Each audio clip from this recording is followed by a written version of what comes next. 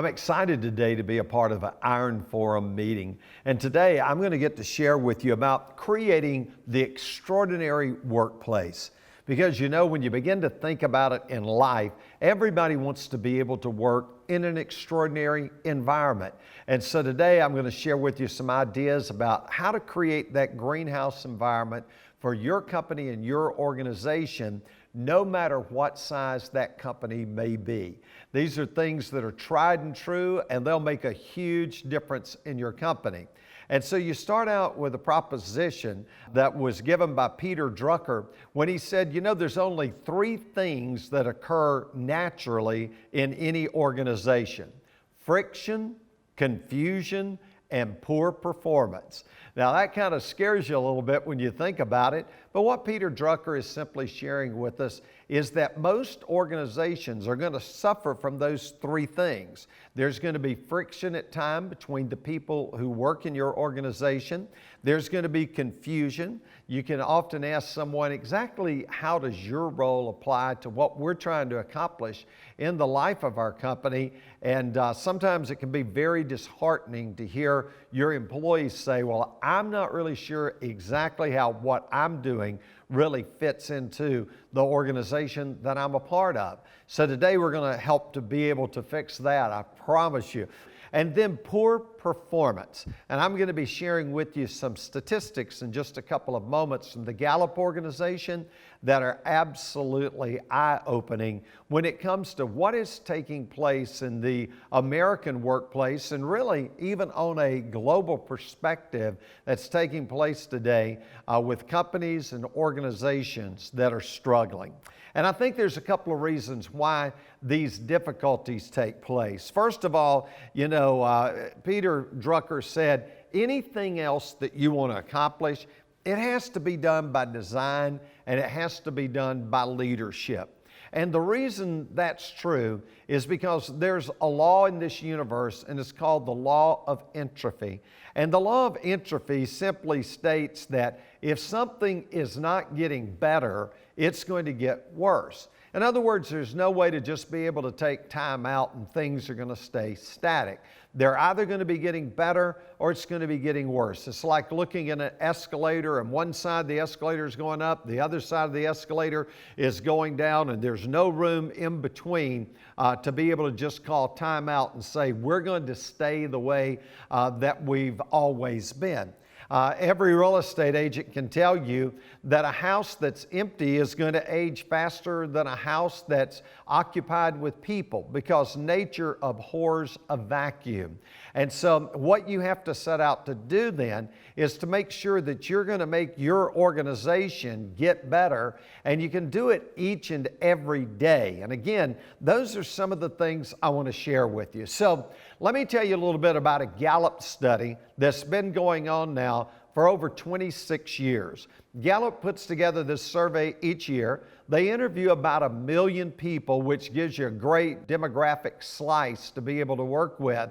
And when they ask the question, are you engaged in your job? It's really shocking, some of the answers that they've been getting consistently now. Think about it, for over 26 years. And here's what they've come to conclude at this stage as that particular survey continues on.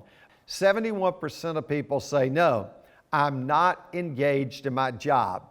Now, they're employed, but they're not engaged in their jobs. So altogether, 71%. Here's how it breaks down. 55% of people of that 71% say, I'm not engaged in my job at all. You give me a paycheck, I exchange with you and give you over my time.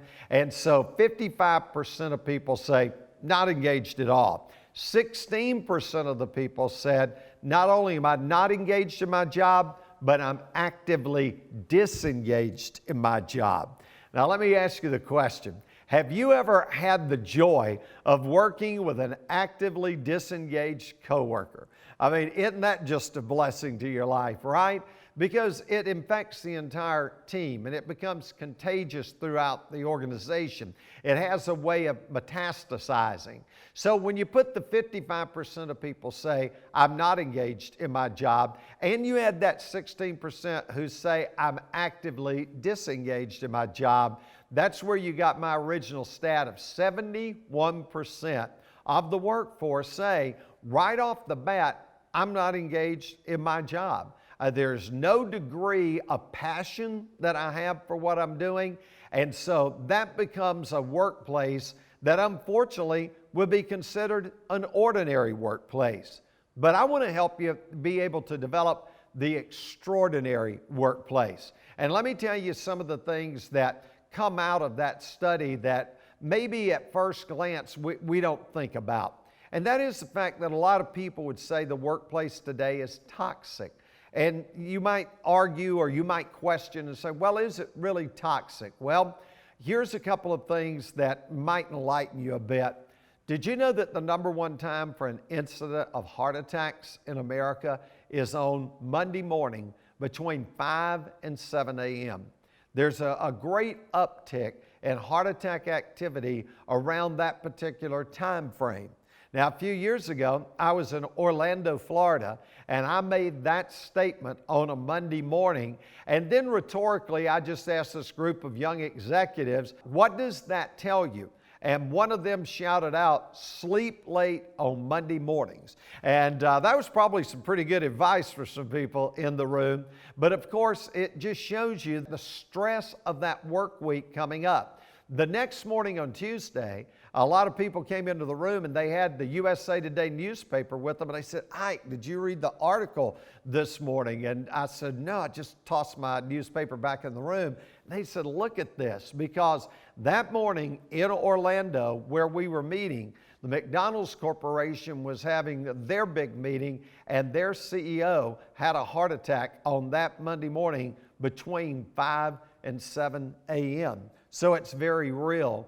And then on Sunday nights is the highest incident time in our country for suicide attempts. So when you think about heart attacks on Monday morning and you think about suicide attempts on Sunday night, I believe there's a correlation between those two things. And I think it's because there are so many people that are engaged in jobs and engaged in different activities that really do not stir their passions. And I think that's how you get a toxic workplace. And again, all we have to do is look at the level of turnover in our companies today and the different things that companies are battling, and you can find out very quickly that it can be a very difficult place to go. So if you are the CEO and you're heading up that company, what in the world can you do to help create not an ordinary workplace, but an extraordinary workplace? Well, it starts with exactly what you're doing in Iron Forums. You're getting together and you're talking and exchanging ideas about your workplace environment. So one of the people that I really admire that's a CEO for many, many years of the Herman Miller Furniture Company is Max Dupree. And Max Dupree made a statement. He said, the first job of a leader is to define reality. That's your first job. That's my first job in an organization, is to be able to define the reality of that organization. In other words, do you have an awareness of really what is going on within your company today when it comes to your culture and it comes to your workplace attitudes? So awareness is your ability to be able to discern what the culture of your organization is. Now, you may have a great mission statement, you may have a great vision statement, you may have articulated your core values, but if you do not have an idea about how to create that culture, then you're going to be in trouble, because culture will eat for lunch every day the mission, the vision, the values.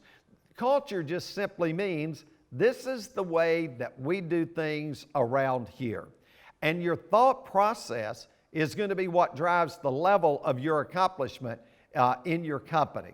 William James, the father of American psychology, said, the greatest realization that I've ever had is that you can alter your life by altering your attitude.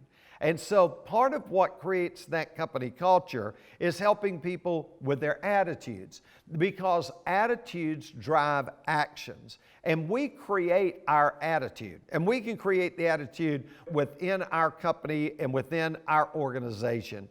And of course, it always starts at the top. It starts with leadership. Now, there's a slide that's going to be popped up right now for you. And on that slide, you see that there is a triangle that's there. And on one corner is knowing, on the other side is doing. And as you move up that triangle, you want to be able to narrow the gap between knowing what to do and actually doing it. You know, what you're doing there is you're minding the gap. If you've ever ridden the tube in London and you're stepping on, there will be a voice that tells you, mind the gap. You know, make sure and have an awareness of where you are. And so a lot of organizations know things. Again, they've got the mission statement. They've got a vision statement. They have values that are on a sheet of paper. And it's not that people do not know what they're supposed to do. It's, are they actually doing what they're supposed to do? And so we want to be able to flip that triangle, and we want to make sure that we take the knowing and the doing, and that we can bring it down into a learning process by giving intentional activity that's going to help you to be able to help your organization to accomplish what it needs to accomplish. And in every organization, there's the learning curve, and this is certainly not original with me, but it's talking about, you know, you have the knowing, and then you have the phase that's understanding. That's where you're picking up on your patterns and your processes and your principles.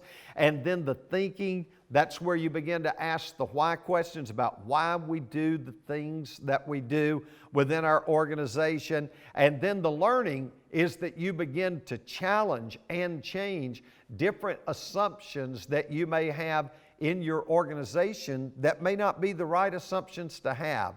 And so as we begin to work together and we build these things, we can get in the place, the sweet spot where our purpose and our passion comes together to be able to create the strengths that we need. So if you're going to create that extraordinary workplace, then what that does is it establishes responsibility in the organization that this is the kind of company that we want to be. This is the type of culture that we want to be able to build. And trust me, it does a lot more than just impact your workplace.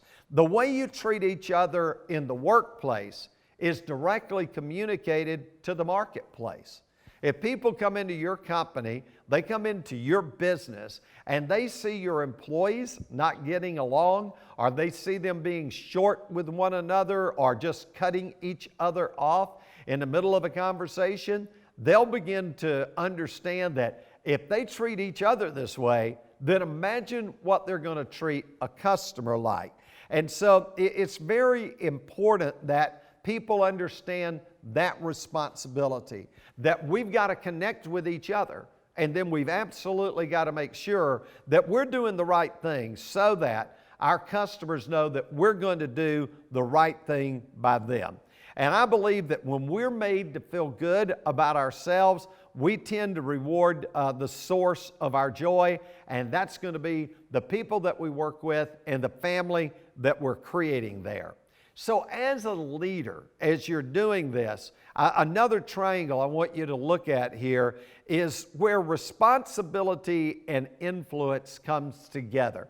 And this is where you can use this triangle to be able to share with your employees, to be able to sit down in a meeting with your leadership team, because this to me is one of the most important ideas that we can wrap our minds around.